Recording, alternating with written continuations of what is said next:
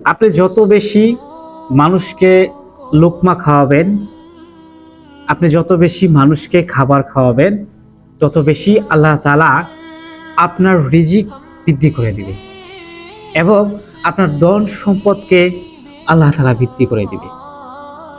সেটা মুসলমানকে আপনি খাওয়াতে পারেন, হতে পারে হিন্দু, খ্রিস্টান।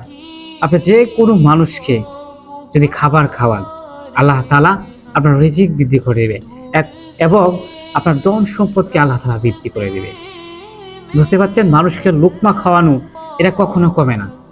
আপনি যত বেশি খাওয়াবেন, আল্লাহ তাআলা আপনার রিজিক তত বেশি বাড়িয়ে দিবে, আপনার ধন সম্পদকে আল্লাহ তত বেশি বাড়িয়ে দিবে। মানুষকে খাওয়ালে কখনো লস হয় না।